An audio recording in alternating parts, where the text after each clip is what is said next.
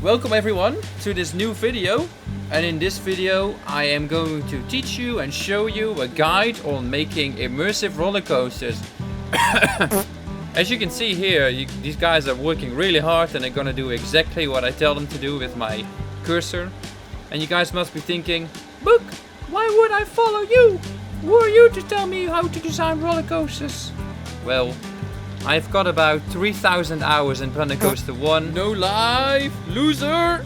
I've had many successful creations, and if you look at my previous videos called Temple Dash, you get a bit of an idea of the level of building that I'm into. You don't have to follow me, this is just the steps and the guide that I follow myself on designing roller coasters. So if you want to maybe make some better roller coasters, or even just... Wait, 1 sec. Can you just... Please, bugger off. I'm trying to explain something. Oh yeah, so if you just want to get inspired or get ideas on how to make your coasters better, I really recommend checking out this video. So without further ado, let's jump in. Woo! Luke, can you just be normal for 1 second? I'll try my best.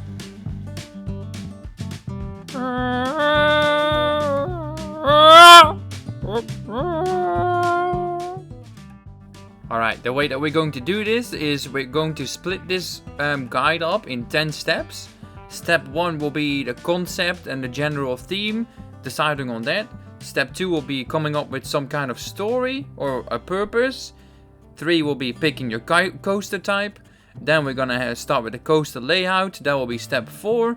And step 4 is split into 4 more steps. So we got the intro, we've got the lift, hill or the launch, then we've got the action stage 1 and action stage 2. That's 5, 6 and 7.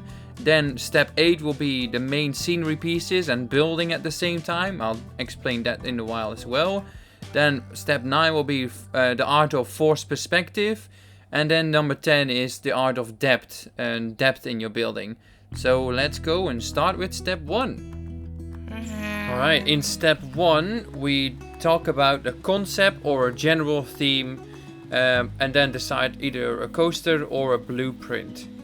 A blueprint or a park file, sorry. To get an idea of what you're wanting to make, if you have no clue what to do, I would say go to ChatGPT or something like that, or look online, maybe on Pinterest or something, or I at the moment can't come up with anything, so let's jump to ChatGPT and see what he says. Alright, to see what theme we will be making or what we will be designing, I open ChatGPT and I'm just gonna ask it to give me a quick story, and then based on that what he says, we're gonna use that in this tutorial. So let's go. Notice how I'm saying please here. I feel like if I'm not nice to ChatGPT when he turns into a humanoid robot, he's gonna kill me.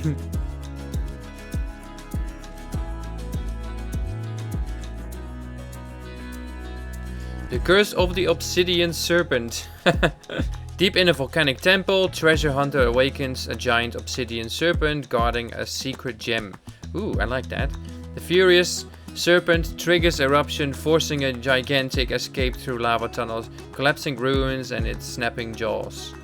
I do like... Alright, well, we can use this for sure. We'll do something with a serpent. I'm not sure about the volcano idea, but we'll use this and we'll come up with a cool idea.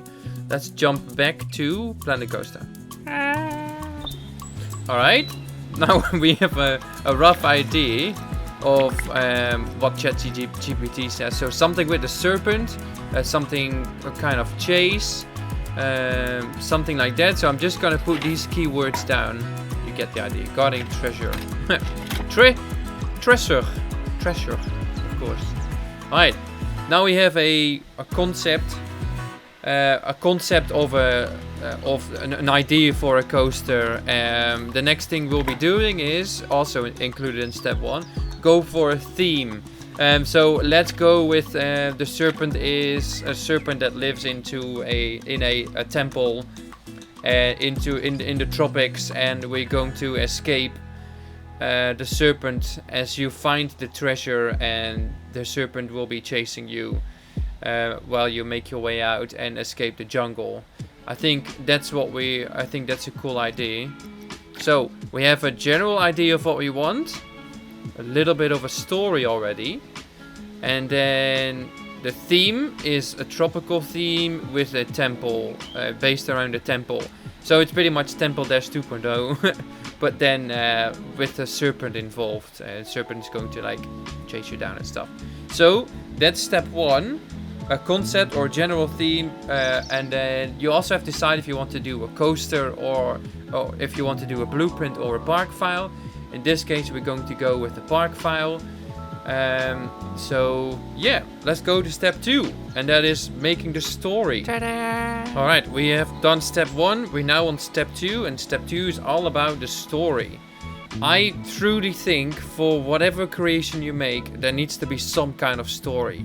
If it's a flat ride, or if it's a coaster, or if it's a dark ride, then a story brings the whole ride together, and I think it's very important. And it will also help you theming your ride. You'll be like, oh, I don't really know what to theme my ride around.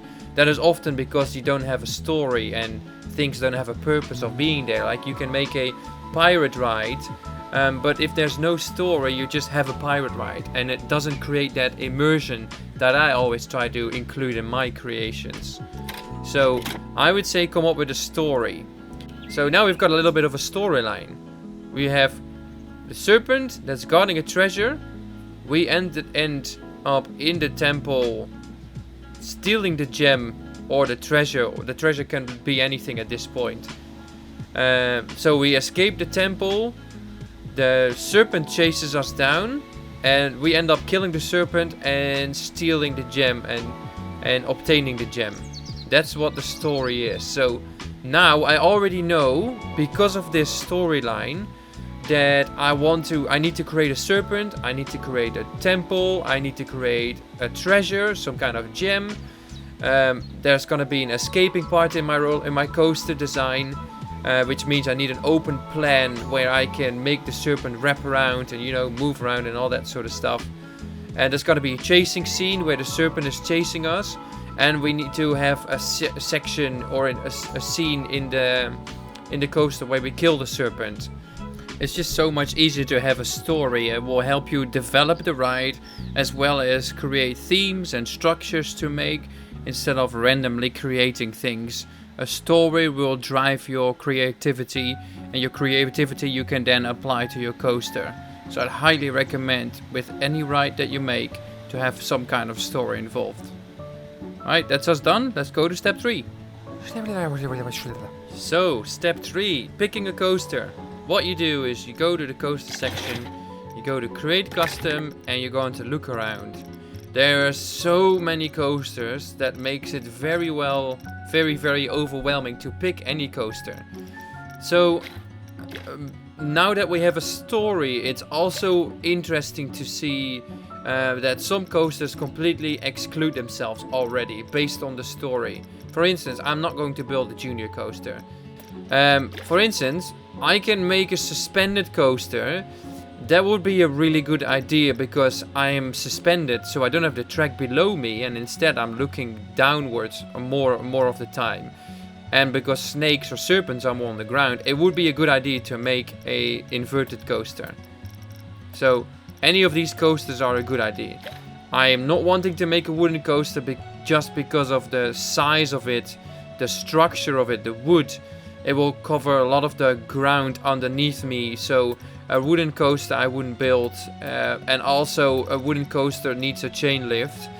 And for the sake of the story, I don't think having a chain lift is a good idea because you'll have a massive structure. And the temple is not floating in the sky. You don't want to build a ginormous temple, something like that. So I don't think a wooden coaster will fit. A winged coaster might fit.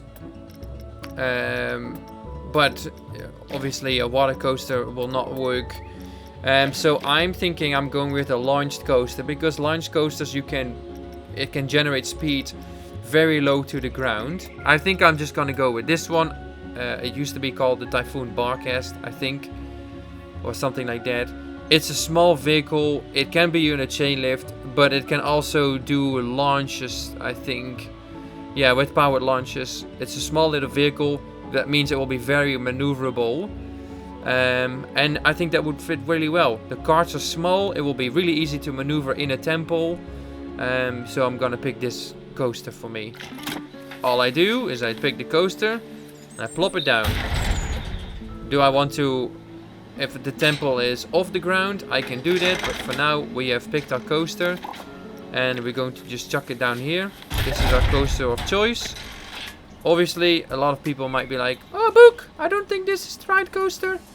For the sake of this tutorial, I am going to stick with this coaster because I'm familiar with this coaster. And I know what it can and can't do. And I just think it would work in this case. Yeah, so we now picked the coaster. And now we're going to start the coaster layout. So let's go to step 4.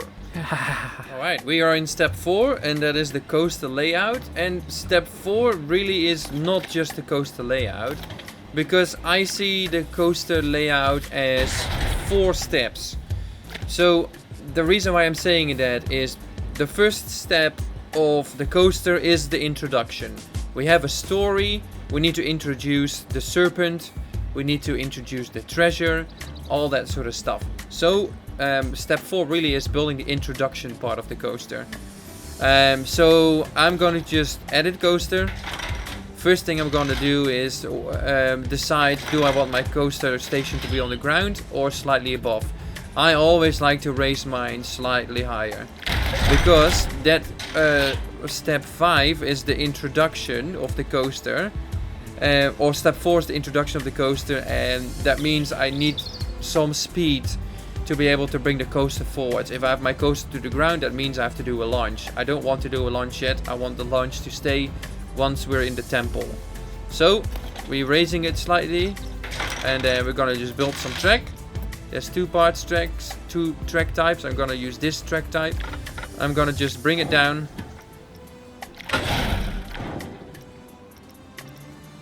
So it generates some speed. Maybe a left-hander or something like that. Bring the whole thing down. Maybe some more angle downwards. So that it goes back underneath here. A little bit up. Something like this. So now we are closer to the ground. So it has some speed, as you can see here. So it's going down here, makes the turn, and then this way, we're going this way, and I think it will be cool to have a little temple here. So this is where we're going to build our temple. This is gonna be my introduction section, very small, that's absolutely fine. So like I said, we have a little introduction section, and now we're going to go to the lift or the launch section. Actually, the introduction section will expand, but it's gonna be based on what the shape of the temple will be like. So let's go to the next step, and that's step 5. Alright, we are in step 5, and that is the left lift or launch section. Before we can do that, we need to expand a little bit on this section so that we go into the temple. So I'm just gonna spend the next couple of minutes on building a basic shape of the temple. So enjoy this little speed build. Alright, we've got a little basic shape of the temple. Let's bring the coaster inside. Let's bring this coaster around. So we do something like this. And it might just run out of speed here or not go fast enough. That's fine. What we do is we put tires in place. See, there's the car. Looks like it has plenty of speed. We're gonna bring it this way, and then we're gonna move it out here. This is the exit of the temple. Just gonna do it quick and dirty. That's what she said. Now we have an entrance to the temple. We loop around and we make our way out here. Our perspective is going to be this, right? You can see whatever, we can build something here, and then we turn to the left, and then our perspective is going to be this. We can build something in the walls here or something here on the left, and then our perspective is going to be this. So we can even make the serpent here and the treasure here, which you know the treasure is there because you looked at it. So it might be cool to have the treasure here because we have more room. So I'm thinking, I'm just gonna pull up some shapes. Go on, scenery. Yes, shapes. Alright. This is going to be the treasure area. Everything what's purple. Doesn't have to be the shape, but you get the rough idea. Like, we're gonna build the treasure here, and then we're probably going to build like the serpent here somewhere. Serpent will be orange. I said the serpent will be orange. Thank you. So this is where the serpent is. So we arrive, we can see the treasure, we're looking at it. Remember, forced perspective. Then we make our way around, we can build something in the walls here. Then on this way we make our way out and we look right at the serpent. So the serpent is going to be here. Then we make our way this way and then we escape from the serpent, because once we're looking at the serpent, he'll be angry. And it's gonna move around probably, or jump on the ground and then chase you down or something like that. So this is going to be a launch section here. So that's going to be the next step, which is step 5, the lift or the launch section. So go to edit coaster. You're gonna make it go straight. I know it's not straight underneath here. It really doesn't matter, and this is just a tutorial to teach you guys on how I design coasters. Edit coaster. Now you're going to have this synchronous linear motor, or whatever it's called. I want my launch section to be flat first, then I want it to go up, and then flat again. This is gonna be my launch section. The coaster train is here. It's gonna just arrive. It licks the serpent. You'll be like, oh crap, the serpent is going to kill me. Let's get the hell out of here. And then you get launched. Well, that's the most pathetic launch I've ever seen in my life. Let's increase that, shall we? Up 160 kilometers an hour, because why not? Let's see if we can turn this pathetic launch around. There we go, here's the coaster. Like, oh cool, treasure. Oh crap, there is a serpent there. Let's get the hell out of here. Let's freaking escape. And then boom. That's still pathetic. I think it might have something to do with the acceleration rate. Oh look, that's a cool treasure. This is a cool temple. Oh, it's totally safe. I don't know what's wrong. Why would we be here? Oh no, shit, there is a serpent that's protecting the treasure. Let's get the hell out of here.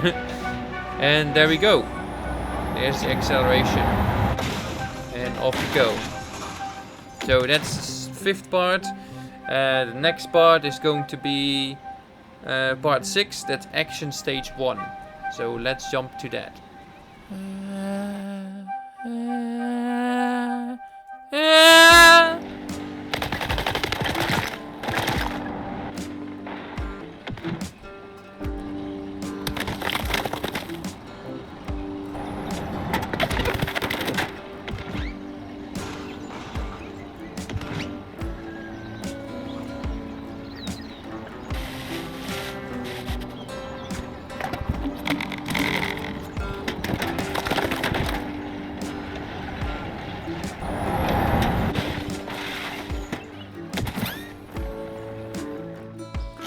Alright, this is step 6, action stage 1. I've spent a little bit of time, as you can see, just before on making some theming and stuff, just to get you guys a rough idea of what's going on in my head. So there's the treasures being guarded. We're still in the temple, and then we're approaching.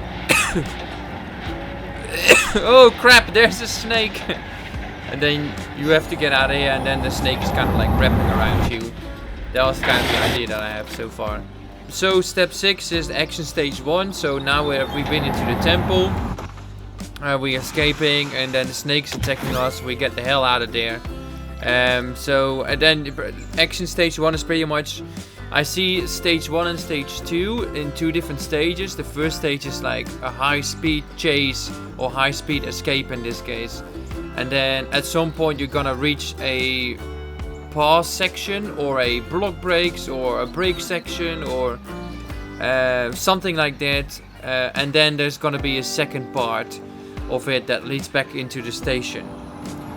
So I'm gonna spend a little bit of time on designing some kind of coaster layout, and then we'll go from there.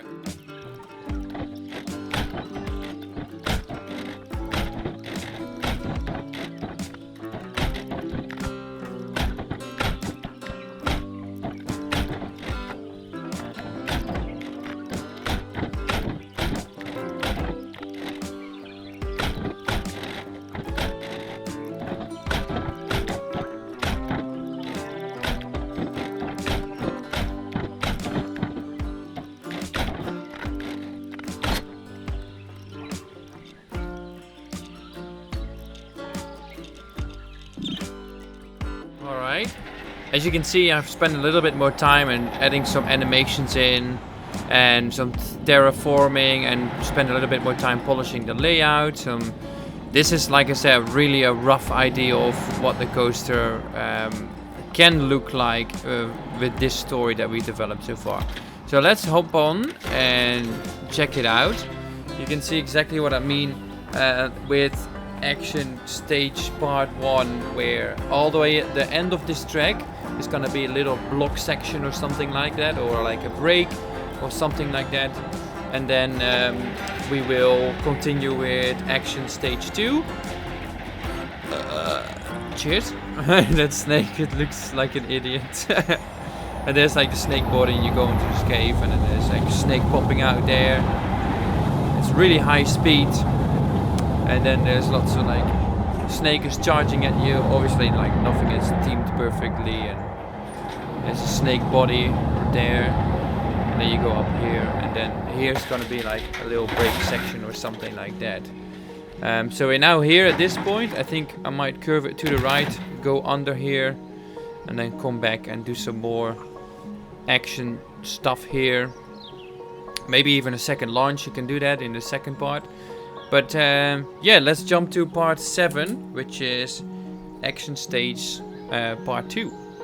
Let's go.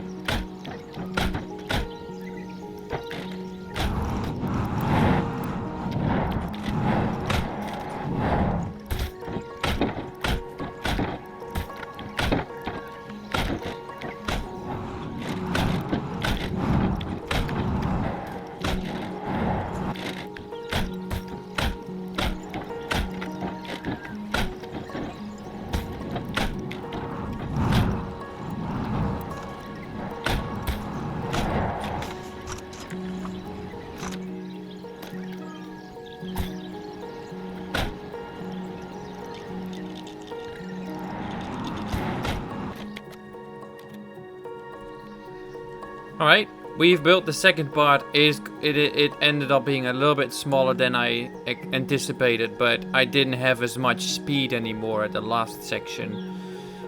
So it is a little bit small, but that's absolutely fine. This is just an example. It comes down here, goes up, comes down, doesn't roll into a left-hand turn, comes up, and then breaks into the station. Let me just get rid of some of the terrain here. Obviously there's gonna be some like terrain collision and stuff like that, but here we go. It goes up, comes down, goes into a roll, into a left-hander, twist around there, comes up into the brakes and into the station. So let's jump on the seat view and check out the end result. Obviously there's a lot more animations I can add, but this is just as an example to teach you guys my process of building and theming at the exact same time. So I'm building the coaster, and I'm building main triggered events like these parts, and there's snake coming out there, all those parts. I'm building them all at the same time, because then you can theme around it, and you're gonna have a more immersive experience, in my opinion. There's a snake body there. So now we ended up at the top section. There's some terrain, doesn't matter. We come down, we go up, then to a roll, left hand, and we come back up to the station. Quite nice. I quite like the layout. It's a little short, but that's absolutely fine. It's just for teaching purposes. So that was step 7. Now I've got 3 more parts to help you guys make the experience even better. So we're gonna go through that. That's step 8, 9, and the last step is step 10. So let's go and continue to step 8 and make this experience even better. In step 8, we're going to talk about how to include main scenery pieces into and building the coaster into developing the coaster layout at the same time. So by that I mean, while you design your coaster, you build the main scenery pieces, and that's pretty much what I've done here already. So the first thing that we made is we made this corner here, and then we wanted it to go into a temple because that's what our story has said. We need to go into the introduction, which is part 4. You go get introduced to the story. So the serpent is guarding a treasure, and then you steal the gem and you escape from the temple. So there's going to need to be a temple here. I made this corner and then introduced the rider to the treasure and the snake as part of the story. So I'm gonna have to build a temple. So I was like, well, I probably built the temple too big, but that's fine. The temple, if you build the temple around the track as you make it, you start making, getting a general layout of what your blueprint or park file is going to look like around the coaster. And that's going to really help you create immersion. If I didn't build the temple here, and I would have built the track first, so let's say I built the track this part here, and I have it launched and I come back. If I didn't have the temple here, I could have built the coaster here, all over here, and then realized in the end, oh crap, I forgot that I need to build a temple, and I had to delete everything. Now, once the temple is there, you have a cool section, like an entrance and an exit. You have a launch section, and then again here, the main scenery piece here is this cave here that you launch into. You launch into this cave, that means that there's going to be a cave here. I cannot wrap the track around this piece of track because it will be obstructed by the cave. And then once you finish the track and you like make track over here, and you realize, oh crap, I could have built a cave here. Now I can't because I don't have a room, so you have to readjust the coaster layout, and it's just all turning into a mess. This way you adjust your coaster to the scenery instead of your scenery to the coaster, and that's, if you adjust your scenery to the coaster, you end up with really cramped areas and unpolished sections of your theming. So I highly recommend build sections, build your theming around your coaster at the same time. The main scenery pieces. So I'm not talking about all the details on the outside. I can now change the outside based on what the surroundings look like.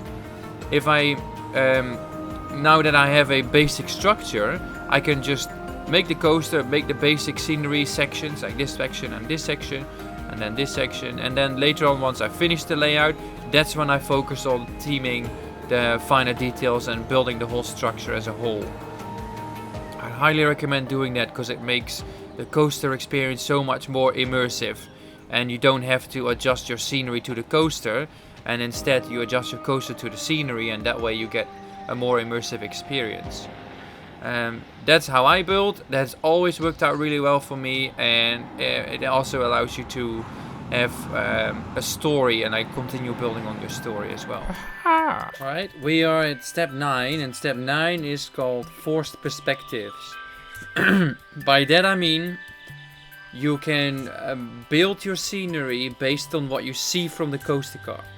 So what I recommend when you build a coaster, what I do, let's say this is the coaster that you've built, you've not added any theming in. Here you see the coaster is going into a straight line and it's looking straight for it. If I were to jump into this seat now, I can see straight for it, right? Let's try that again. I'm going straight forward. This is this screen that you see here, this whole square, that is the perspective of the viewer.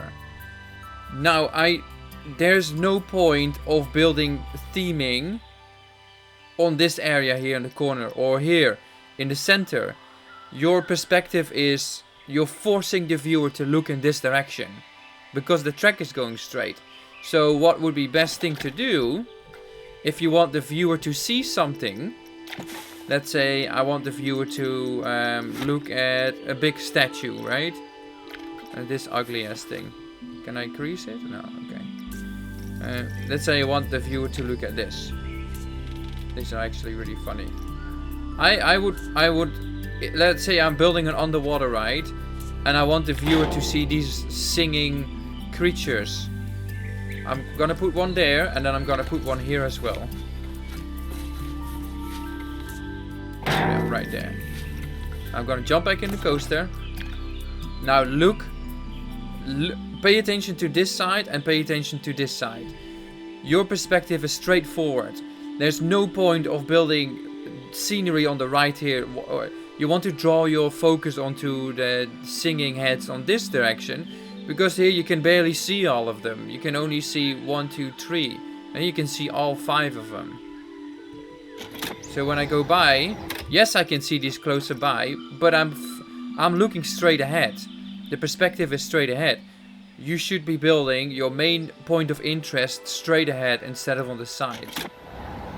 Because as you're approaching the singing heads, obviously like they can be a lot closer here. I get to see all of them instead of just seeing the side of them. That's called forced perspective. Another example is we make the corner here, and then we're going forward. Now our perspective is focused on the entrance of the temple, right? If my coaster would arrive from this way, get out of here. Let's say my coaster would arrive from this way and take a left turn into the temple.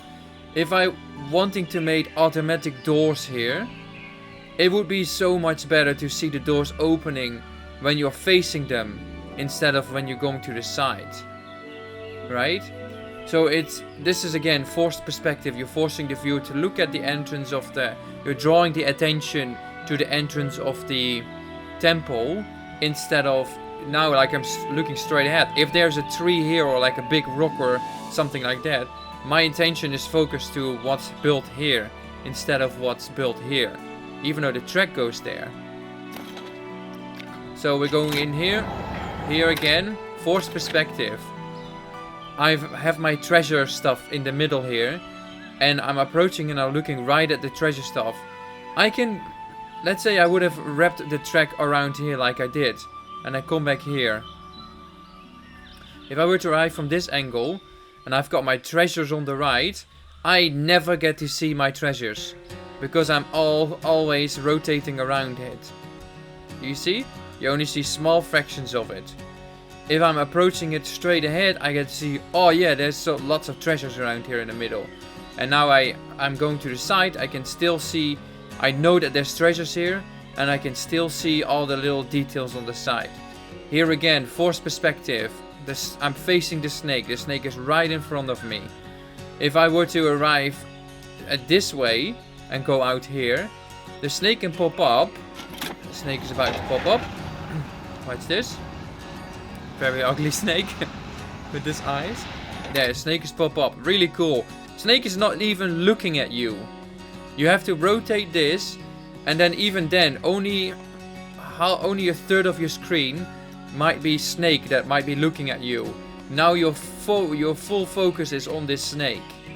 It makes it so much more immersive if you approach it. And then there's everything to do with forced perspective. Here again, your perspective, you are forced to draw to look at this where your track is going. And then you're looking ahead, and then you've got here a snake jumping out, and you make your way to the right. And then you come up here. Again, forced perspective. There's a snake right in front of you that charges you, and you just miss it by ducking down and coming out. That is the art of forced perspective, and it's very underrated in my opinion, where you make your coaster look at something and draw your attention to that, instead of having the coaster pass something and having your main scenery built on the side. So that's forced perspective. And last thing that I wanted to talk about is depth. And so let's jump and go to step 10, and let's talk about depth. We are in step 10, and step 10 we talk about depth. And by depth I mean building height, depth of field, like contrast and focal points. So if I'm looking at this coaster, there's already a little bit of depth. However, it's still very flat. When I look at the station here, let's say I'm approaching the station, I cannot see what's happening behind here. It's not really like, yes, it's mysterious, I don't know what's happening around here, but how it would be so much cooler if I have something poking out here, like a big snake head or something like that. Something that draws your attention. Instead of building flat, okay, I'm gonna just give you guys an example. We are building a flat ride. Alright, we're building a flat ride. We've got, what do we have? What the hell is this thing? Snap distance. Come on, just go to this. Something like that. Alright, we have this. Now, it's really cool to have...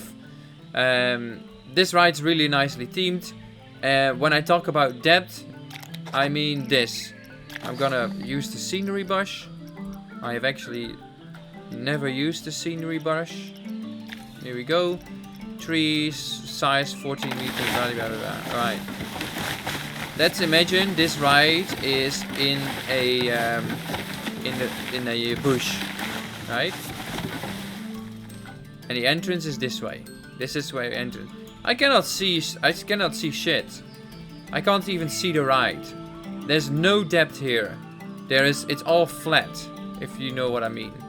Now I'm here. This is cool. I can't see what's behind the ride. It's not an immersive experience in my opinion, because wherever I look around, I just see tree stumps. I don't even see the top of the trees. I just see tree stumps. Now keep this in mind. Look at this. Now I'm going to remove all of this. Oh, that's one too much.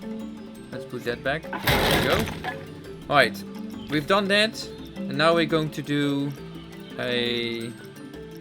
now I'm gonna do some theming or some terraforming and creating some depth, and I'll be back in a sec. Alright, we are back. I've done some terraforming, as you can see.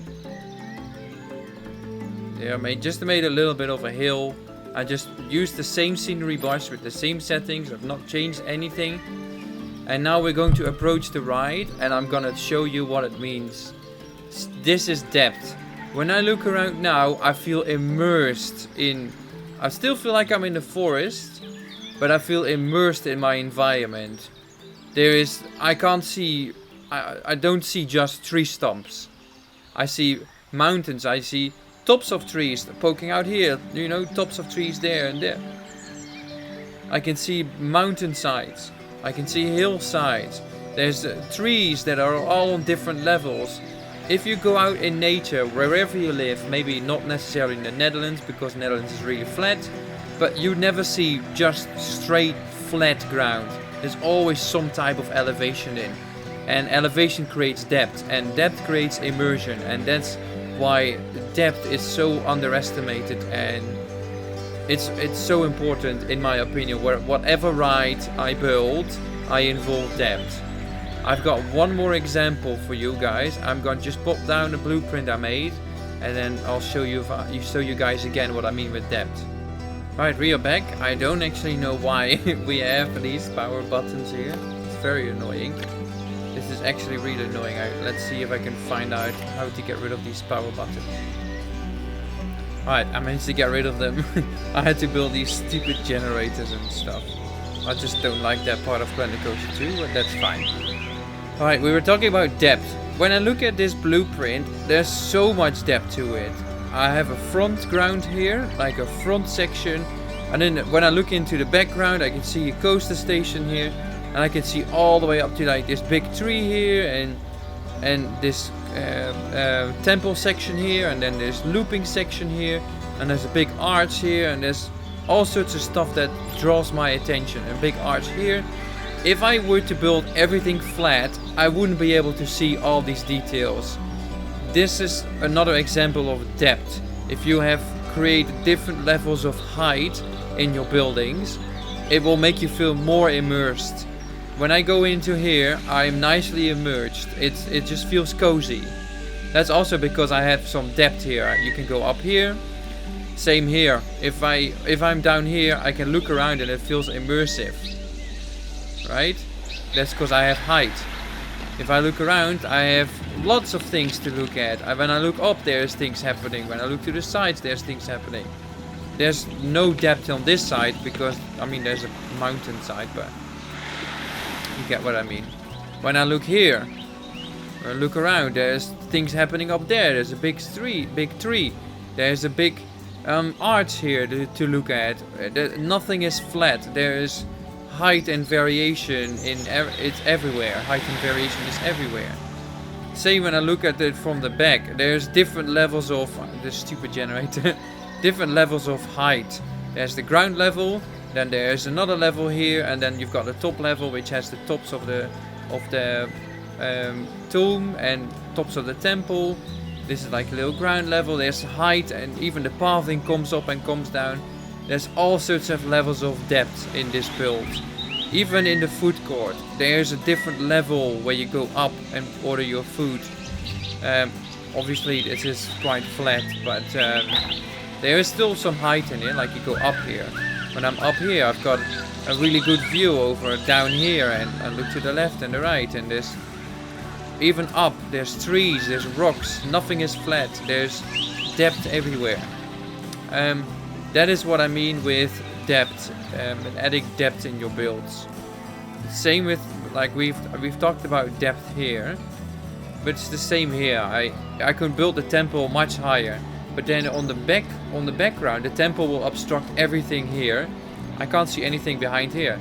That's why the coaster is built to the side of it. If I were to build the coaster behind the temple, I can't create as much depth because it's all hidden by the temple.